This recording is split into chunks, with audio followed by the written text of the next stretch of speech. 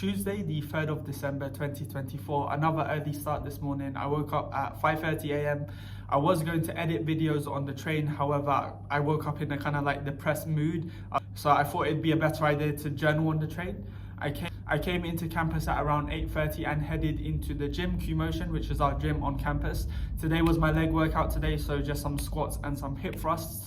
At around 9:30 and headed into Ground Cafe, no surprise there. I got coffee and I done some work for half an hour, and then I started doing one of my study sessions. I was working on the coursework for the space-time and gravity module, and this coursework is nice because it involves me going through the notes and trying to like learn the content, but the content's quite interesting. So me doing the work is kind of like watching a documentary, which is really cool. I was in Ground Cafe from approximately 9:30 to around 10:30. I then went on a little bit of a walk to kind of like break up the study sessions. I went to Canal Side, then I came back into Ground Cafe and done another study session. Now there's something I want to reflect upon and share with you guys here, is that basically on this particular study session, when I was sitting down, a friend came over and sat with me. And he's a good guy, this friend, but this is very important, especially if you've been keeping up with the videos and it was obvious that he was in a bad mood. But here's the thing, there's a difference between being in a bad mood and kind of like leeching out negative energy. They're two different things. He wasn't coming to me for kind of like comfort, for kind of like advice or any of the types of things you do when you like are down. He was in a bad mood, but he was just kind of like leeching out his negative energy onto me. And you know, like there were some times where like he was on the phone and he was texting and like he was laughing at the text. So it wasn't like he was like in a bad mood and he needed help. He was just kind of like giving off that negative energy. And it's just like, if you was like working, for instance, like if you had to go to work, you wouldn't give that type of energy to your boss, right? So why do you give it to your friend? And here's the thing. What I normally do in that scenario is that I'll do childish things or I'll make myself vulnerable. And the reason why I'll do that is to kind of like appeal to their kind of like softer side, to kind of like maybe elicit a reaction out of them, to maybe to like, you know, just build a connection with them. Like it's strange, right? But when I think about it, it's not that strange. Going back to the negative energy bit, considering that we have a relationship where we do like the weirdest stuff to each other like all the time, at one point he was like, "Oh, you're being really weird." And I must have said to him, not aggressively, but I must have said like, "If you think I'm weird, there's the door, you don't have to sit with me," right? I was fine here by myself, working alone, you know, no problem. If you want to leave, you can leave. And this is significant because it goes back to the idea what I was talking about yesterday. Certain things happened to me in the past, not because those things were overwhelming, not because those things were more powerful and more potent than I was. The reason why it happened to me in the past was because I didn't understand certain things. I didn't understand evil. I didn't understand people's malevolent intent.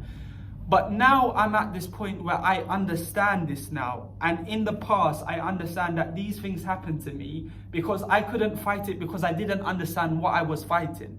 But now I'm at a stage whereby I can say that I understand it and I can see it now. I can see it in other people. And when you're kind of like exposed to, say, for example, like psychopaths, there's a part of you that becomes a psychopath. And the reason why, and I know that sounds crazy, but the reason why it does that is because in an attempt to preempt that psychopath, your partially psychopathic mind will kind of like think of the thing the psychopath will say, and it will say it to you so that you can protect yourself against the psychopath. Okay, because I can understand that. When I'm around people, I can notice, number one, I can notice psychopaths, and number two, I can notice when they have psychopathic tendencies. So when they kind of like, oh, obviously I'm not calling my friend a psychopath, but like, you know, like we all have that kind of like evil spark within us. And because I understand that, because I understand that people do have the capacity to be like that. And I also understand that previously, the reason why certain things happened to me was because number one, I didn't understand them. And number two, because I didn't understand them, I could let those things happen to me.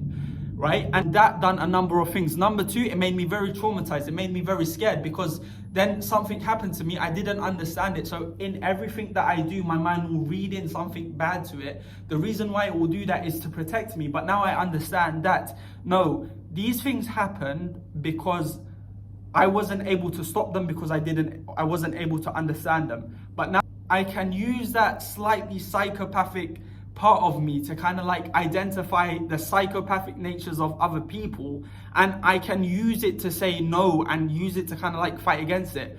Like my friend, when he was kind of like not being very nice, like I understood that part of him. I understood that was a type of evil, if that makes sense. I understand that he wasn't being very nice, and instead of making myself vulnerable to it, I kind of like said like no, like I kind of like demanded better for myself, and I kind of said like, no, if you're gonna treat me like that, if you're gonna have this type of energy, like you can just go, right? And it was so interesting because later he apologized for saying something like that. And the reason why a lot of the times I'm recreating the same scenario in different contexts is because, you know, and what I'm trying to say is that there's psychopathic people out there. There are really like evil people out there. There are people that are willing to kind of like do you harm. And on a smaller scale, sometimes if you have an interaction with someone, as is many of the case with me, sometimes what I need to realize, and what I have realized is, and what I realized today and yesterday on this day happened is that sometimes I'm going through life and I'm genuinely trying to have an honest interaction with someone, and that other person has an intent in what they're doing. I was speaking to someone today, and I was just basically kind of like just talking to them. And they was talking to me, but they weren't talking to me. They had this intention inside them. And like, it was obvious because like later they kind of like said like, okay, they invited me somewhere, but their invite wasn't an invite. It was kind of like a demand. Like they were demanding me to do something, if that kind of makes sense. And obviously what they're demanding me to do isn't really evil, but it could be, if that makes sense. That intent was, so yeah, look, what they were inviting me to do, it wasn't bad, but it was a demand. And you know, likewise with my friend, you know, he's not a psychopath, he's not an evil person, but that one particular part was, it was on the bad side, and it was my fault because I was allowing him to treat me like that, if that makes sense. Whatever happened to me in the past was because I allowed it to happen to me. And the reason why I allowed it to happen to me was because I didn't understand.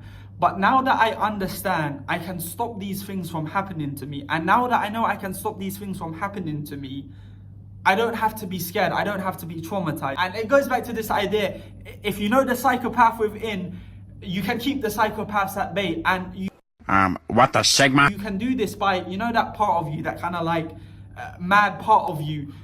You have it under your control and you use it. And the way you use it is that you don't let it control you, but you use it to identify when people are kind of being not very nice, when they're being, you know, evil, and when they're being horrible. You know, on a small scale, it's like when someone says something not nice, but you know, you can take it to the large scale. You can take it to the large scales as well when people are trying to hurt you. And it's this idea, it's an integrated psychopath, but when it's an integrated psychopath, it's no longer a psychopath. You use it to fight, and it's great because it means that like you can be a good person. It goes back to this idea that like it's hard to be a good person, because in order to be a good person, you have to understand that people are evil, and you have to know when to switch up between nice and normal, and when to kind of say like, oh, okay, this person, maybe I need to keep my distance, you know, because like sometimes, you know, like these interactions, before I would just go through these interactions and I wouldn't think much of them, but now I kind of like understand. And just like my friend of mine,